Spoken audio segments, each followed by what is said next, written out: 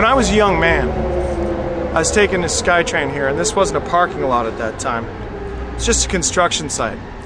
There was a lot of different licensing and fees that stopped the construction from going ahead. I don't know why it didn't go ahead. All I knew is that as I took the SkyTrain, there was a large field of lime. And right where I'm standing right now, I looked at the side of that SkyTrain as we were parked there, and I saw that there was a man in a crumpled ball lying in this field of lime. And it was at rush hour when I saw him. So everyone else in the SkyTrain saw him too, because there's not much else to look at. At that time, there was no racking or rails or anything like that to stop. You could just look down and see this field. With a guy in dark clothing on a field of white lime, it was really apparent to see that there was this man crumpled in the middle of this construction site. No one else on the SkyTrain said anything. No one even cared. And since it was rush hour, it was like I was the only one who could see this man lying down there. No one else could see it, you know, and all the other trains that went by, they must have saw it too, because there's nothing else to look at. It's a white field with one man crumpled in the middle of the field. When I said something, I stood up and I went, "There's a guy down there."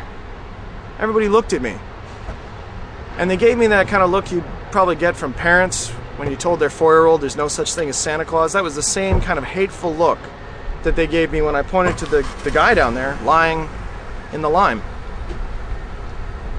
I jumped off the SkyTrain and I ran down. There was a fence around this place at that time. I cleared that fence in no time flat, and as I came over to him, you know, I said, I went into my first aid drills. I said, buddy, can you hear me? Can you hear me? And when I came in and I grabbed him and I pulled him back, but he'd been dead for a while. And it's the smell, you know, of dead people. That's why they put lime on him, I guess. I guess it keeps the smell down. But when I pulled on him, it kind of opened everything up, and he kind of rocked back a little bit, like it was a mannequin or something, you know, the rigor mortis had set in. I went back to the SkyTrain and was very excited, reported it to the attendant there, and police came down, took my name, rank, shoe size. I never heard nothing about it. The cops didn't know who he was, and he didn't have any ID, so he died here, and hundreds of people drove by him, and nobody cared. No one even knew his name. And it was a total stranger who jumped off of a train, a child, really, at the time, who came up and said, you know, "Are you okay?" Who checked on him. So that made me the only one out of a few thousand people to do that, to witness this man's passing, to care about a man who'd been dead for a few days. I don't know what kind of a guy he was. Maybe he was a drug addict, maybe he was a thief, who knows? Maybe he deserved to die here, alone, in a lime field. I can't imagine anyone who deserved that, but maybe, you know, he had a bad life or something and made some bad calls. But whoever he was, he profoundly affected my life.